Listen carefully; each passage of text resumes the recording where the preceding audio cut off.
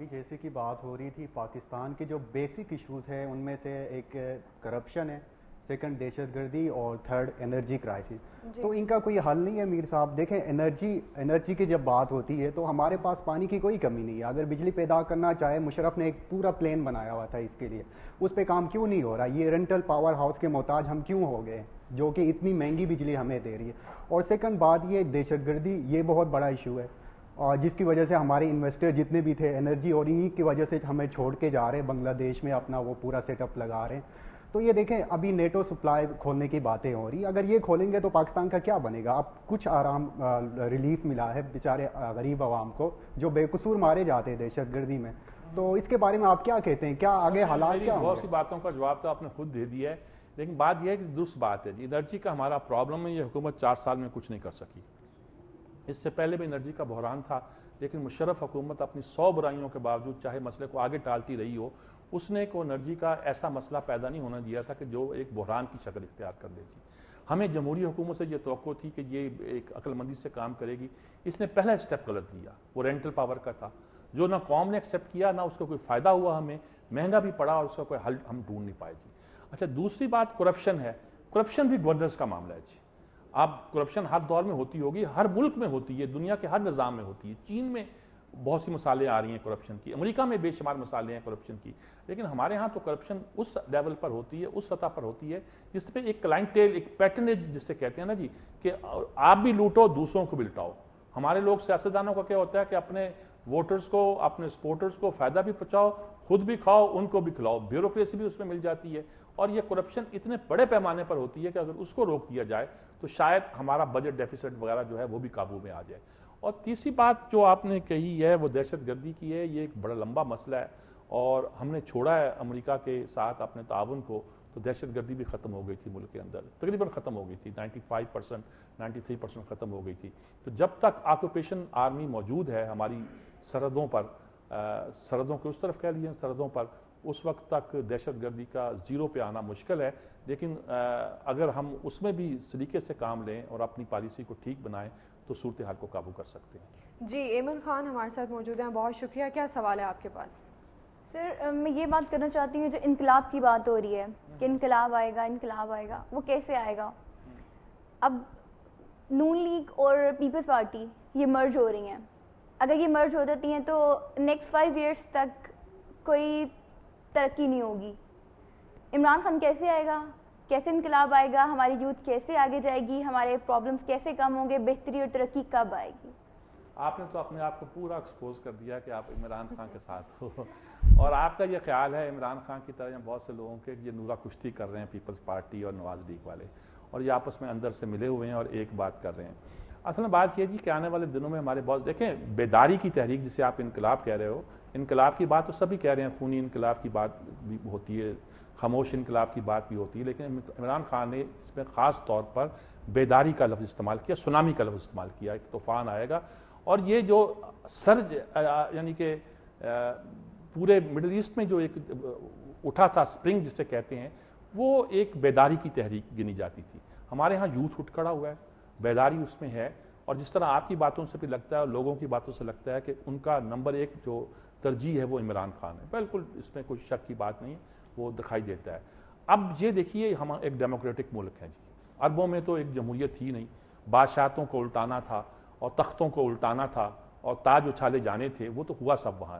ابھی اس کا نتیجہ نہیں نکلا. مصر میں فوج بیٹھی ہوئی ہے، الیکشن ہو رہے ہیں تو مان نہیں رہے. اب امریکہ والے، یورپ والے، نیٹو والے خوش ہیں کہ اخوان آئے ہیں، لیکن اخوان معتدل ہیں. مراکش میں، ٹیونس میں وہ کہتے ہیں اسلامی ذہن کی پارٹیاں جیسے نہضت الخمینی جہاں کہتے ہیں نہضہ، یہ بھی انقلاب کے لفظ میں استعمال ہوتا ہے، نہضہ آئی ہے لیکن وہ بھی ماڈریٹ ہے. تو اس بات پہ خوش ہیں کہ القاعدہ کے مقابلے میں ماڈریٹ اسلام کا امیج ابھر کے سامنے آ رہا ہے. اگرچہ وہ بیداری والے نہیں آ رہے، ان کا کوئی لیڈر نہیں ہے، ان کے پاس کوئی عمران خان نہیں تھا تو وہ نہیں آ رہے، لیکن وہ جو لوگ آ رہے ہیں، ایک چینج آ رہی ہے، ایک تبدیلی آ رہی ہے، اس پر وہ سب لوگ دیکھتے ہیں کہ یہ پورے عالم اسلام میں ایک بیداری کی لہر ہے. اس لہر سے ایک چینج تو آئی. ہمارے ہاں یہ ہے کہ بیداری تو آئی ہے، قیادت بھی چلی اس کے پاس ہوگی، لیکن یہاں ایک سسٹم ہے، آئین ہے، کانسٹیٹیوشن ہے، الیکشن ہے. ہم نے جو چینج لانی ہے اسی کے ذریعے لانی ہے، اور اسی میں ہماری بہتری ہے. کوئی ایکسٹرا کانسٹیٹیوشنل اگر ایکٹ ہوا تو اس میں کسی کا فائدہ نہیں ہے. پاکستان کے عوام کا تو شاید بالکل فائدہ نہ ہو. ہمیں دعا کرنی چاہیے تمام پارٹیاں تیار ہوں الیکشن کے لیے, جلدی سے الیکشن ہو, عوام صحیح فیصلہ کریں, اور میرا خیال ہے آپ کی اگر دعائیں بھی قبول ہوں تو کسی کو کوئی اعتراض نہیں ہو سکتا. جی جنید ملک, آپ کے پاس کیا سوال ہے؟ جیسے آپ نے یہ آئی پی ایل کی بات کی ہے اسپاٹ فکسنگ کی, ٹھیک, جو اس میں پلیئرز ملوث ہیں جس طرح عامر بٹ اور آصف پہ لگائے گئے تھے الزام, ان کا کیریئر بھی تباہ کیا گیا, کیا ان کا بھی کیریئر اسی طرح تباہ کر دیا جائے گا؟ اور سیکنڈلی پاکستان میں لوگوں کو بہت کریز ہے کرکٹ کا, تو وہ کرکٹ انٹرنیشنل کرکٹ کب واپس آ سکے گی؟ ذکا اشرف اس کے لیے کیا کر سکتے ہیں اس کے لیے ابھی تک؟ دیکھیں, میری ذاتی رائے ہے کہ ہمیں اس کے لیے خوش آمدیں اور منتیں نہیں کرنی چاہیے. جیسے ہم بنگلہ دیش کے آگے چوں چوں کر رہے تھے, یا سری لنکا نہیں آیا تو کہہ رہے تھے کہ آپ کیوں نہیں آئے یا کر رہے ہیں. یہ نیچرل پروسیس ہوگا, آئے گی جی. ہماری سچویشن بدلے گی, ہمارے حالات بدلیں گے. ہمارے ابھی تک تو دیکھیں نا کرکٹ بورڈ بھی اتنا اسرٹیو نہیں ہے, لیکن اس پورے عرصے میں جب سے یہ اسکینڈل ہوا ہے, اور ڈسپلن تو اتنا ٹیم میں قائم کر دیا گیا کہ ہماری ٹیم نے انگلینڈ کو ٹیسٹ سیریز میں ہرایا ہے, یعنی کہ 3-0 پہ وائٹ واش کیا ہے. ٹھیک ہے وہ 2020 ان سے نہیں جیت سکے, ورلڈ کپ نہیں جیت سکے, لیکن انگلینڈ کو ٹیسٹ سیریز میں ہرا دینا کوئی معمولی کامیابی نہیں تھی. اس کے بعد ہم نے جتنے میچ کھیلے ہیں, سری لنکا سے کھیلے ہیں, جیسے بھی کھیلے ہیں, ہم اچھا پرفارم کر رہے ہیں. تو ہمیں اب سری لنکا کے دورے کے میں بھی توقع رکھنی چاہیے کہ ہماری ٹیم اچھا پرفارم کرے گی. جب کرکٹ ابھی ہمارے ہاں کوئی سپر سٹار نہیں ہے, کوئی ہیرو نہیں ہے جس کا نام ہم سکیں یہ ہمارا پلیئر ہے. جس کا ایک یونس خان ہے, وہ بھی بالکل سپر سٹار نہیں ہے, سٹار ہے ہمارا, کوئی شک نہیں اس میں. محمد یوسف تھا, اس کو پتہ نہیں کیا سیاست کی نظر کر دیا, وہ باہر بیٹھا ہوا ہے, وہ ورلڈ کلاس پلیئر تھا, اس میں کوئی شک نہیں ہے. کہ انضمام نے اس وقت کہا تھا کہ وہ حنیف, میاں داد اور مجھ سے بھی بڑا پلیئر تھا, یعنی کہ 3 بڑے پلیئروں کے مقابلے میں کہا تھا اس نے وہ اس سے بڑا پلیئر تھا. اور یہ چھوٹی بات نہیں ہے, اگر 4 بڑے پلیئر بیٹسمین گنے جائیں تو ان میں سے گویا اس کا شمار کیا گیا ہے. حنیف یقیناً ایک کمال کا ایک ہمارا بیٹسمین تھا, اور میاں داد ایسا دنیا میں کم پیدا ہوئے ہوں گے. اور انضمام نے چونکہ گنا جاتا تھا اس کے جو ریکارڈ تھے, اس نے کہا کہ مجھ سے بھی بہتر پلیئر ہے, اور جب وہ کھیل رہا تو اس وقت کہا اس نے, یہ معمولی بات نہیں ہوا کرتی. اب ہمارے پاس دے کے کوئی ہیرو ہے نہیں, سپر سٹار ہے نہیں. انشاءاللہ ٹیم بن جائے گی آہستہ آہستہ, تو پھر وہ ڈسپلن ہو جائے نا, 2 لڑکے آ رہے ہیں, بن جائے گی تو آ جائے گی ٹیم واپس, کوئی ایسی مثال نہیں ہے. جی بہت شکریہ آپ کے ان پٹ کا. ایک بار پھر میں آپ کو لے کر جاؤں گی سپریم کورٹ کی طرف. سپریم کورٹ نے اسٹیل ملز کرپشن کیس کا فیصلہ سنا دیا ہے, اور خاص طور پر یہ بھی جاننا چاہتے ہیں اس کیس کا کیا پس منظر ہے, آپ کا کیا پوائنٹ آف ویو ہے؟ اسٹیل مل میں جی جب یہ جو حکومت آئی تو اس کے پہلے یہ 10 ارب روپے کا فائدہ کما چکے تھے. اس وقت جنرل ہمارے عبدالقیوم تھے اس کے سربراہ, پھر شاید جنرل جاوید آج کل پھر سربراہ ہو گئی. انہوں نے اندھا دھند کچھ لوگوں کو مقرر کرنا شروع کر دیا. وہ کوئی آفتاب معین تھے, اس نے کہا جی 22 ارب کا لاس ہو گیا ہے, یعنی یہ پروفٹ تھا وہ 22 ارب کے لاس سے بدل گیا. 22 ارب, ہاں 22 ارب کا لاس ہو گیا. اس کے بعد ہوا یہ کہ ان کو تو پکڑ لیا گیا, نکال دیا گیا, کچھ کارروائی ہوئی, حکومت نے دیکھا پھنس گئی, جیسے عدنان, وہ خواجہ عدنان کے معاملے میں پھنسی تھی, ان کے معاملے میں پھنسی تھی. تو اس پر انکوائری کا سو موٹو نوٹس کا آرڈر دے دیا جی. ایف آئی اے انکوائری کر رہا تھا. اب ایف آئی اے کے بارے میں کہا جاتا ہے وہ ہمارے رحمان ملک صاحب کے بالکل انڈر ہے, چونکہ وہ کہا جاتا ہے کہ وہ کھل کے انکوائری نہیں کرتی. وہ کیا نام تھا, طارق کھوسہ تھے, وہ ایف آئی اے کے ہیڈ تھے, ان کا تبادلہ کر دیا. طارق کھوسہ وہی تھے جب ان کو انکوائری کے لیے کیس میں لگایا گیا, تو اس کو پھر بھی انہوں نے اعتراض کر دیا کہ اس کا ایک بھائی جج ہے, ایک بھائی فلاں ہے, ایک یہ ہے. تو ایماندار افسروں کو تو یہ کام نہیں کرنے دیا.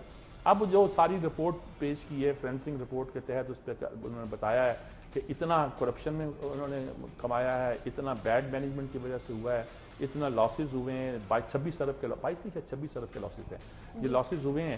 اور یہ انکوائری ان سے لے کر اب نیب کو دے دی جائے کہ ایف آئی اے نے تو کیا, اور رحمان ملک کو بھی کنٹمپٹ آف کورٹ کا نوٹس ایشو کیا جائے, جب اس نے یہ کیا وہ کیا. تو یہ ایک سٹیپ فارورڈ ہے. سپریم کورٹ کی اس وقت ایفرٹ یہ ہے کہ چیزوں کو ہائی لائٹ کیا جائے, سامنے لایا جائے, اور شاید اسی سے کوئی تبدیلی آ جائے. تبدیلی جو مانگ رہے ہیں ہمارے نوجوان, وہ شاید اسی طرح آ جائے.